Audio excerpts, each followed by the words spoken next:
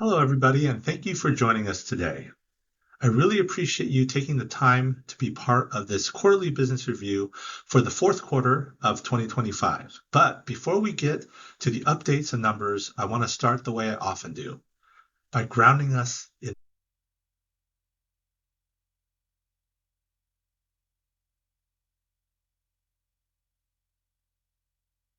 Hello, everybody, and thank you for joining us today.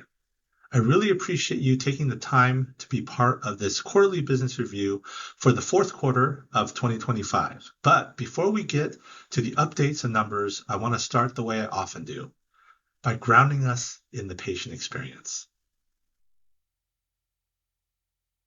This comment is about Dr. Lin Vo Chang, pediatric dentist at Cascade Park.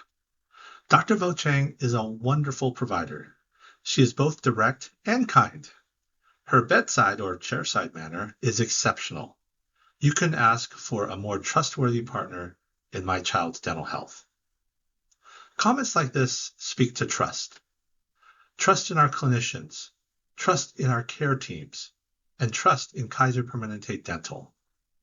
That trust is what guides how we think about access, quality, financial stewardship, and how we move forward together, especially when things aren't simple.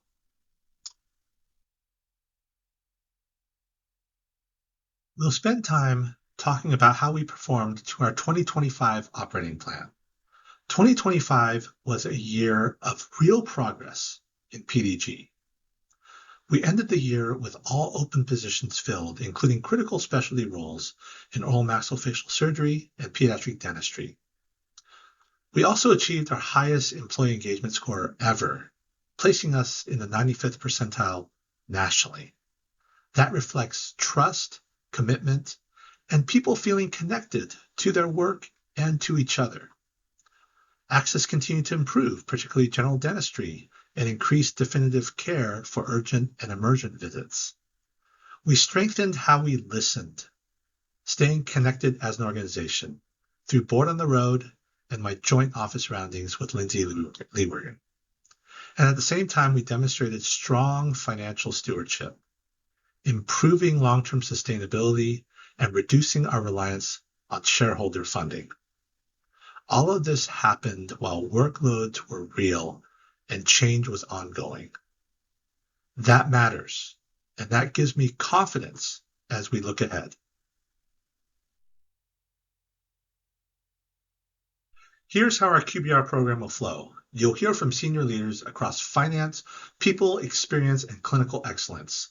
They will talk about our fourth quarter and overall 2025 performance in their portfolio areas, and they'll lay the groundwork for our 2026 priorities. I'm first going to set the context, background on how PDG is paid, what we're seeing in membership, and how we're managing the year ahead in a deliberate, thoughtful way. So then you can see how it all ties together as our leaders talk about our 2026 operating plan.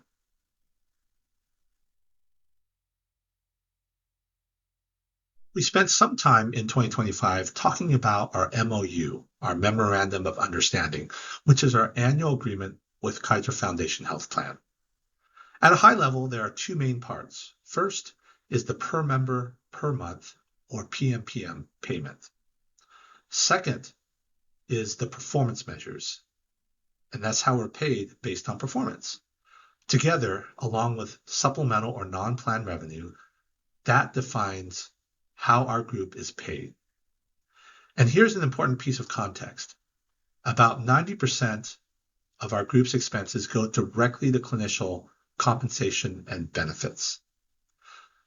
That reality is always front of mind when we make decisions.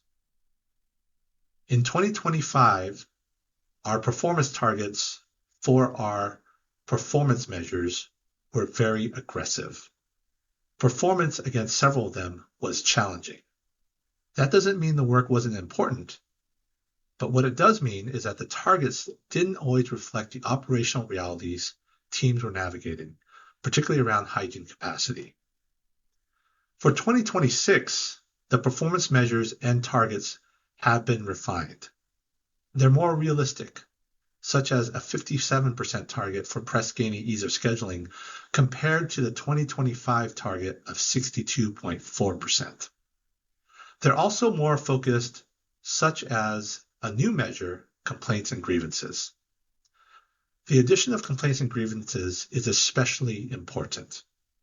As we work to retain members and remain competitive when patients have choices, getting complaints and grievances back down really matters. Through 2025, we're at historic highs for complaints and grievances, so this is a high priority performance measure for all of us this year. We'll also continue focusing on preventative services for adults and children, including using urgent and emergent visits as appropriate preventative opportunities. And controlling high blood pressure remains a regional priority.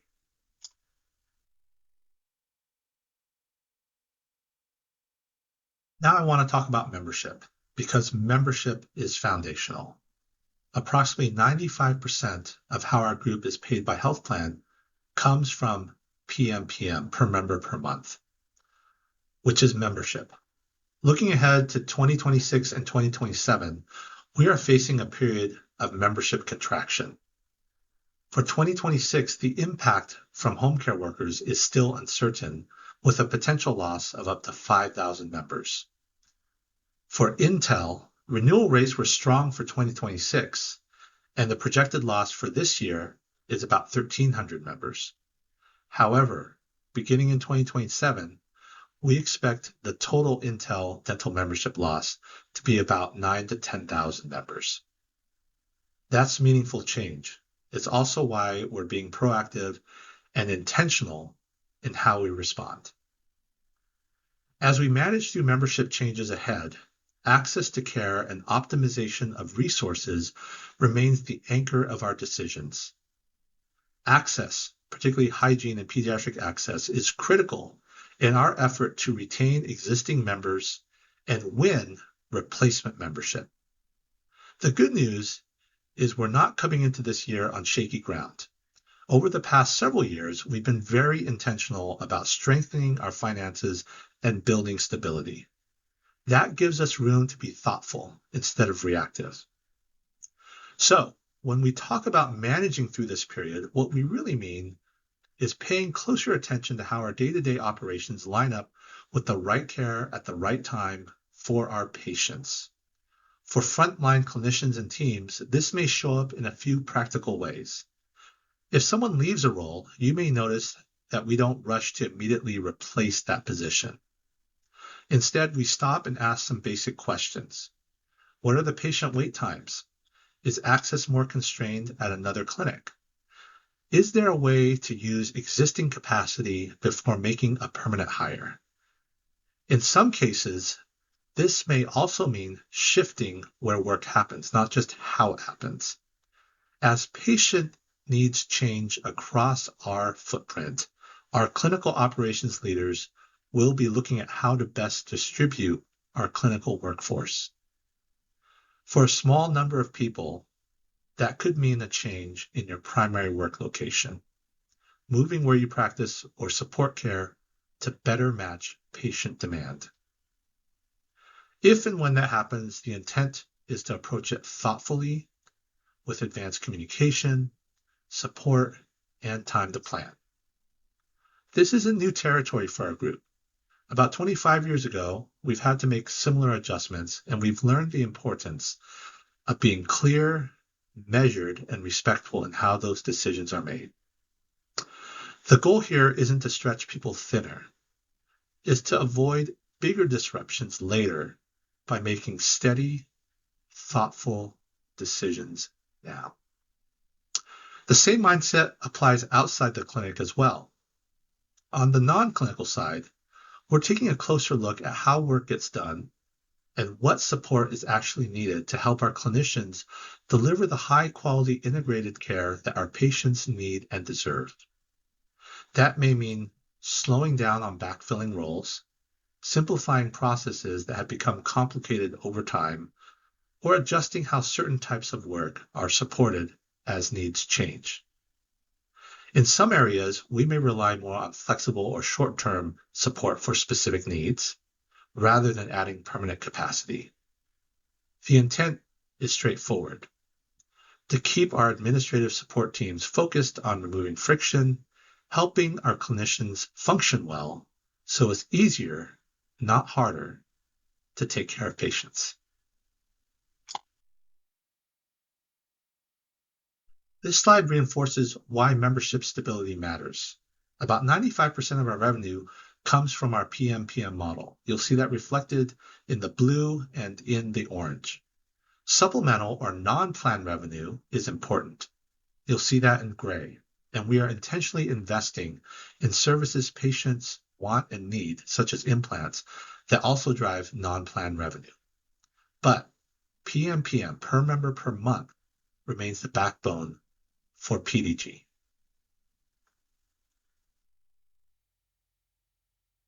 Membership is the backbone because it supports the compensation and benefits for our clinicians, as approximately 90% of our group's expenses is clinician compensation and benefits. You'll see that reflected in the dark blue and the orange. That's why our approach to managing through membership change and membership contraction is careful and deliberate. Every decision is made with long-term clinical careers, care quality, and organizational stability in mind.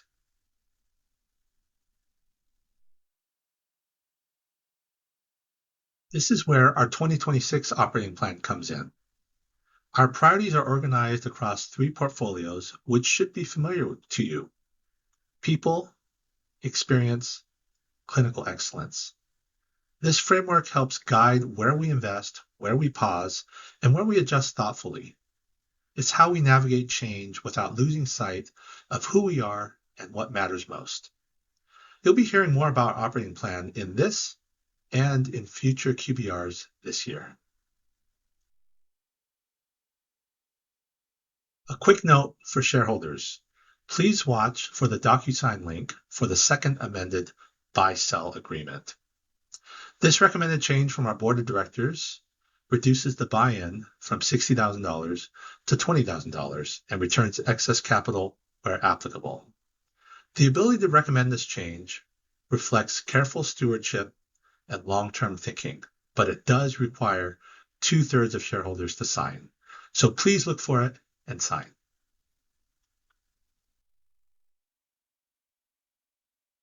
Thank you for the work you do every day and for the caring and professionalism that you bring every day to our patients, like the patient comment about Dr. Lin Vo Cheng and caring for our patients during these times of change.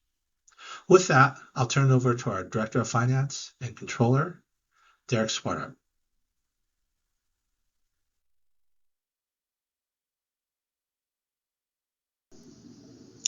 Hello everyone. Today we'll be starting off with the Q4 2025 performance for the Kaiser Foundation Dental Program. As you can see from the chart below, October and November had strong operating performance for the program at large. December, however, had an unexpected repair cost for the Tigard Clinic. This resulted in an additional $670,000 of expense. The total repair cost from the fire was estimated to be over $850,000, however, to get the clinic reopened and operating again. As we take a look at this next slide, we can see the program financials for the entire year of 2025. The chart below compares the actual for the various categories: membership, revenue, expense, and operating margin, to the budgeted amounts projected by health plan. We can see that in membership and revenue, we were favorable over the course of the year, about 1,000 members per month on average, and about $829,000 of extra revenue for the year as compared to the budget. However, when we look at the expense category, we can see that we missed the budget by about $2 million. Now, some of this was attributed to that Tigard fire that we just talked about on the previous slide. There were other factors, though, that likely contributed to this overall budgetary miss. This ultimately resulted in an operating margin that was less than what we had projected for the year for the program. We can see that the actual operating margin was about 5.38% as compared to that budgeted target of 5.98%. Now we're going to take a look at the year-over-year financial performance for the dental program. So we're comparing the 2024 actual results to the now 2025 actual results. As we can see, membership grew slightly on average on a monthly basis. However, revenue increased about $4.6 million, while expenses largely remained flat. This was due to efforts on health plan side to control for cost, which it led to an improved operating margin, which we can see. 2024 operating margin was about 2.72% as compared to our actual for 2025 of 5.38%. Despite being slightly under budget, we still had strong operational performance for the year as a dental program. Now let's shift over to Permanente Dental Group's 2025 financial performance. This table below compares our 2024 and 2025 revenue, expense, and operating margin. We saw a positive trend in revenue driven by membership performance and an increase to our BCP rate we received from health plan in 2025 as compared to 2024. This positioned us to invest in our workforce throughout 2025 while maintaining our operating margin for the year. As we look ahead to 2026 and 2027, we continue to actively manage our resources and closely monitor membership trends. Our long-standing commitment to financial stewardship has served us well and remains essential in sustaining the health of our organization and workforce in the years ahead. Up next, we have our people pillar with Rhonda Hines and Dr. Mailiki Patterson.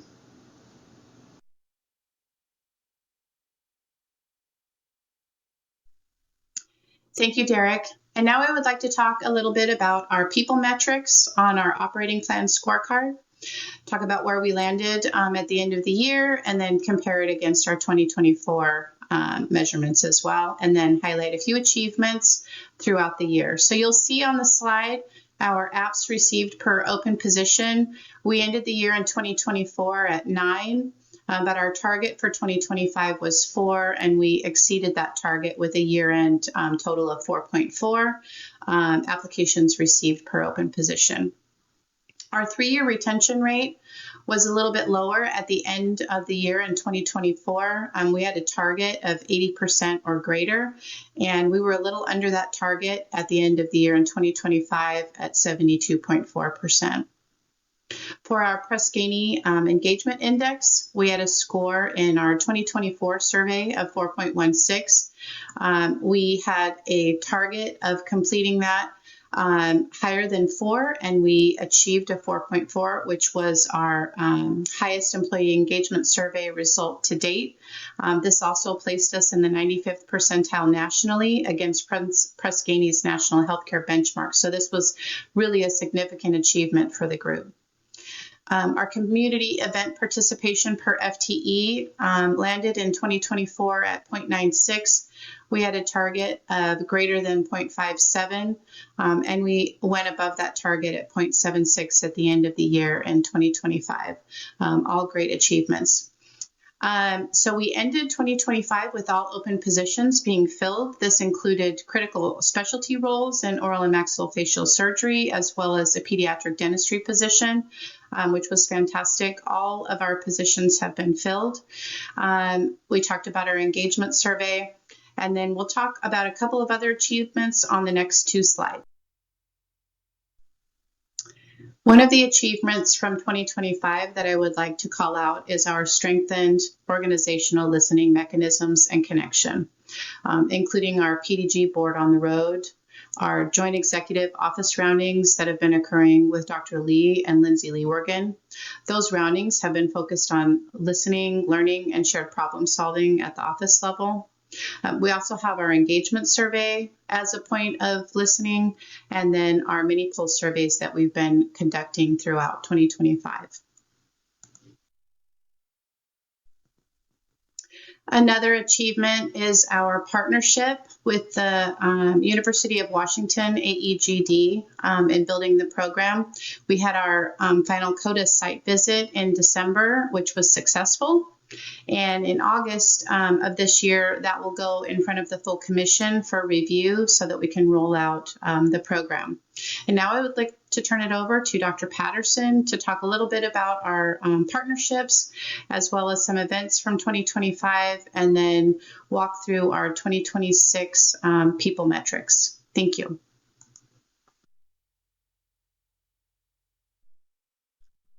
Thank you, Rhonda. I'm excited for what's in store for 2026. With change comes growth, and we are embracing that growth with intentional listening and thoughtful action. As we continue to evolve, we look toward strengthening our organizational listening mechanisms. Last year, Rhonda mentioned Board on the Road was quite popular, as there's tremendous value with the face-to-face interaction. I encourage every one of you to cash in on this opportunity. This is an opportunity to get to know your board members. This is an opportunity for them to visit our clinics, for them to answer our questions, and to be honest, have some fellowship. Some of the best conversations happen over a shared meal. Board on the Road will continue this year, and we will also be conducting 2 mini pulse surveys during our in-person QBRs. Please keep in mind, these surveys are thoughtfully constructed, as they're important listening mechanisms and provide us with a method to take the temperature on our organization, are crucial for understanding our needs, gathering critical data, and providing critical insight. These are often the catalyst for action. So yes, we want your response. We want to hear from you, and I'm talking to you, each and every one of you. Our target for 2026 is to be at or above 60%. We will also look at 2, 5, and 10-year retention rates. Those targets are still to be determined, as well as increasing our community event participation, with our target to be at or above 0.6. Look at y'all. Y'all look great. From cleanup at Tryon Creek State Park, to seeing you on the MTI van, to seeing you at the UW Longview Clinic, to community events, you look fantastic. Let's keep that momentum going, okay? If you know a colleague who's vacillating, not sure if they should volunteer for that event, go ahead and encourage them. Don't forget to get your outside activity form filled out. All right, come on, let's go. I'll see you out there, okay? The grass grows green where it's watered. Like most living things, prosper and thrive when given support. And we continue to water our relationship with OHSU, supporting their Voices for Inclusion, Belonging, and Equity, as well as their Global Health Initiative.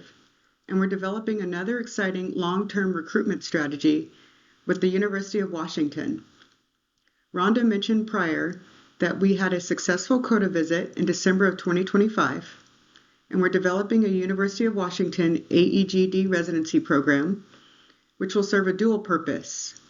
1, this will allow us to develop our future workforce, and 2, this is a manner that's going to allow us to re-engage our mid and late career dentists, as they will serve as clinical educators. This program is expected to start later in 2026 at both our Cascade Park and Salmon Creek locations. These relationships are really important. They allow us to reinforce our values of be all that is good and growth supporting performance, as we strengthen our connections in our communities. And let's be honest, none of us are working forever. These allow us to mentor our future clinicians and foster and cultivate relationships as we move forward. What is your word for 2026? A few weeks ago during a meeting, we were all asked that question. Typically, I like to take my time before I answer, but if given the opportunity again, I'd choose the word intentionality. I like the word intentionality. It incorporates a couple of different words. For me, purpose, strategy, introspection, thoughtfulness. You're going to hear that word a lot this year. With Permanente Dental Group, given some of our anticipated membership headwinds, we will be taking an intentional, thoughtful, and strategic approach, and will be exercising limited strategic movement in the recruitment space. As Cyrus mentioned previously, we want to deliver the right care at the right time, so we will be optimizing our resources, which means we'll be intentionally distributing our workforce. We want to acknowledge that you, yes, I'm talking to you, are our most valuable asset, so we should expect limited strategic hires this year. If you've ever served on the peer review committee, you know every meeting I like to hear a positive, a win, an attaboy at the beginning of the meeting. Well, now I'd like to close out with a positive.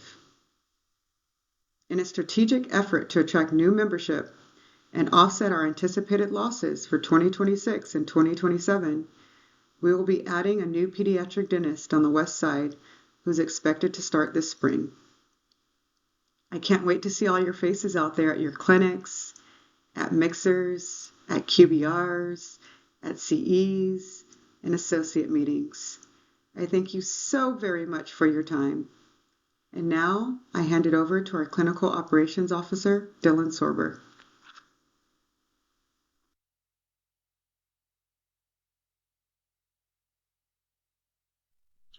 Hello, everyone. I'm Dylan Sorber, your Chief of Clinical Operations here, to go over year-end results for 2025 within our experience portfolio. As a reminder, our Level 1 scorecard, shown here, highlights measures that we feel will have the greatest impact on patients choosing us again and again for easy and convenient access to the right care at the right time and at the lowest possible cost. In 2025, we made significant progress toward our lofty goals. While not meeting target, we saw significant improvements to all measures of usage schedule, which I will expand on a later slide.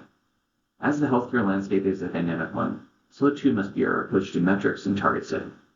As you can see, we have some changes for 2026 to this screen. I will highlight the one many of us may be most unfamiliar with, complaints, grievances, and appeals. This is a metric that is also monitored at the national and regional level. It is directly related to employer satisfaction and is measured on a complaints per 1,000 members. The dental program saw a dramatic spike in 2025, witnessing a near 100% increase, which raised concerns over our ability to retain crucial employee groups. Well, with this in mind, we stood up a task force last August, consisting of health plan and PDG leadership, to create a plan to mitigate. I'm happy to report that we have seen an immediate impact based on those recommended changes and are now back to pre-2025 levels, which placed us favorably among all departments in the clinical sphere. In addition, thanks to a strong voice at the bargaining table, we were able to set targets which we felt were much more tangible, and I'm very optimistic that through our continued diligence, we will be able to have successes in 2026. I understand at times it can feel daunting to know that we are putting in so much time and effort within the clinic to improve this for our members, while appearing to see minimal improvement by way of our scorecard. I can assure you that could not be further from the truth. Here I'll highlight one example, GD visa scheduling. In 2025 alone, thanks to the continued efforts of you and your teams, we saw a reduction of time to third of nearly 1 week and a 4% improvement to GD visa scheduling, both at the highest levels in over a decade.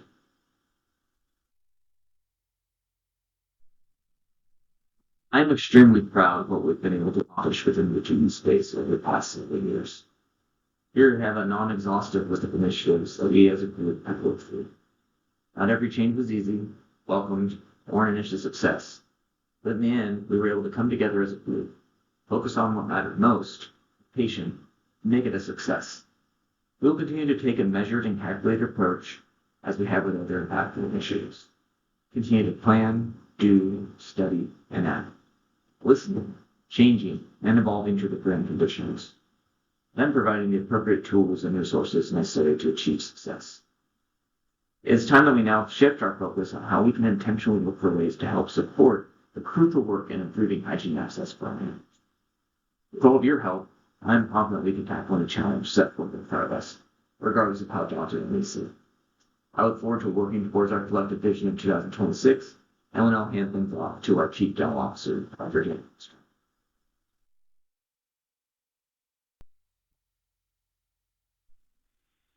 Thanks, Dylan. Again, my name is Dan Pihlstrom, Chief Dental Officer. Welcome to 2026. And without further ado, let's dive into the clinical excellence portfolio. All right, here is our clinical excellence scorecard. On the left-hand side is our 2025 year in performance, and on our right-hand side is the 2026 measures and targets. In 2025, we see a lot of red. It doesn't tell the whole story, though.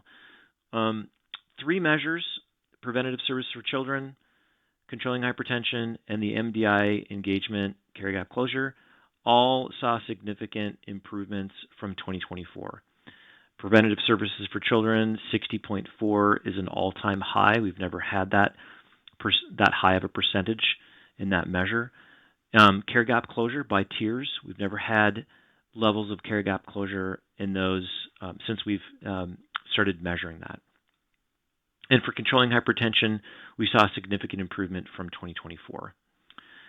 We will continue to measure some of these, and on the right-hand side in 2026, you'll see preventative services for adults and children continue. We've adjusted the targets to, I think, while still challenging, make them more attainable.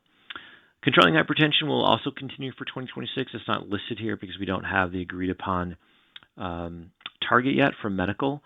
But those three measures together make up the quality component of our MOU with health plan. And what's new for 2026 is that those measures will be weighted.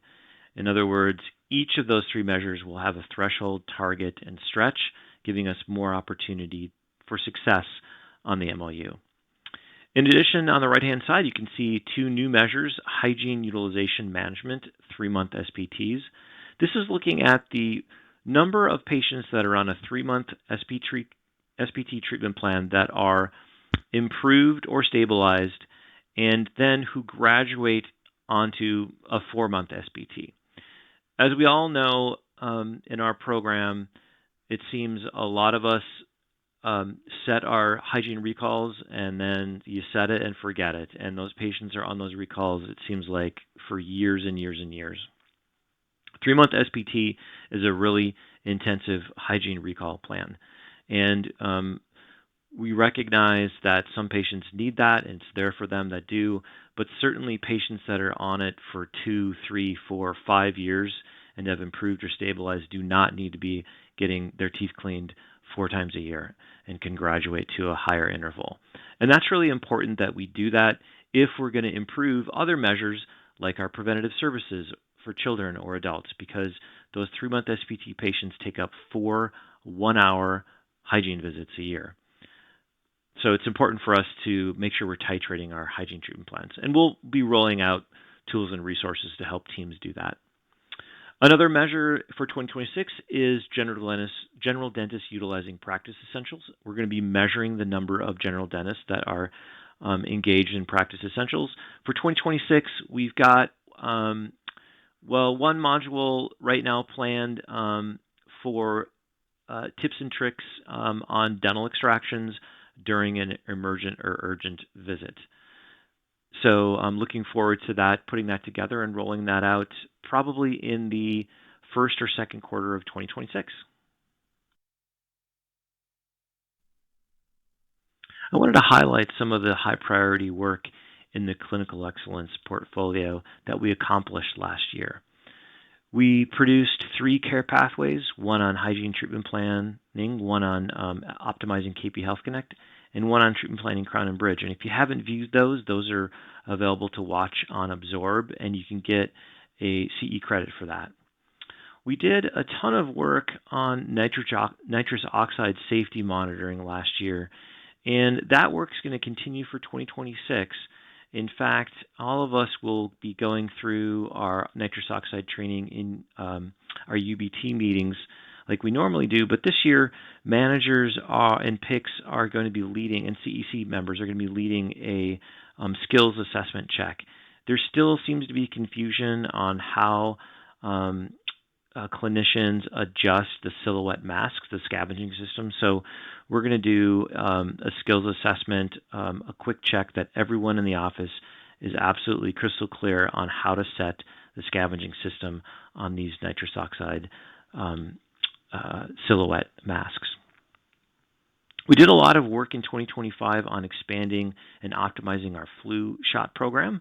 And on the right-hand side, you can see that through December, we gave 302 flu shots that were administered by dentists.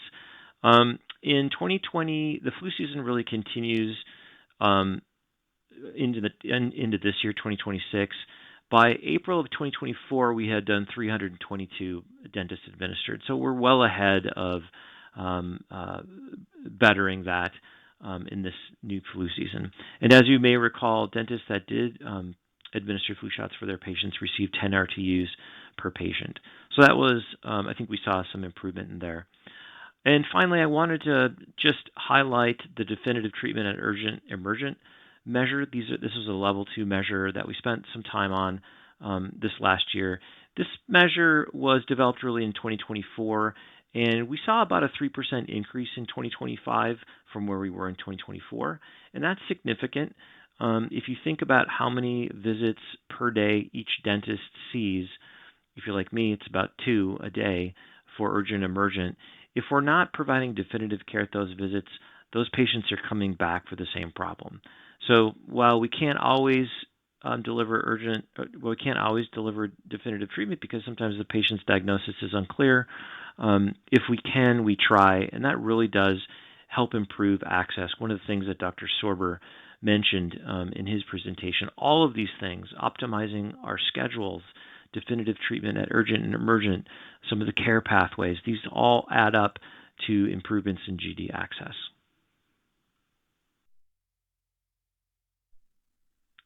And finally, I want to just highlight our program performance in medical dental integration and all the hard work that all of our teams have done.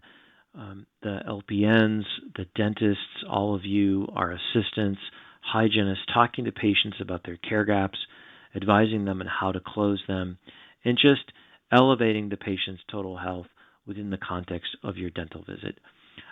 Over 2,400 flu vaccines were given last year. That's, of course, a combination from our LPNs and our dentists. Over 1,200 COVID-19 vaccinations were provided in 2025. We had 56,000 members got care gaps closed as a result of visiting the dental office. That's either a reminder from you or when they saw the LPN at the end of the visit and got the care gap closed. And this includes over 21,000 diabetic care gaps closed as a result of your work and the work of your teams. So, you know I'm passionate about the Kaiser Dental program, about what we can do in integrated medical and dental services. So please keep up the good work, and I look forward to more opportunities and more success in the year ahead. Thanks.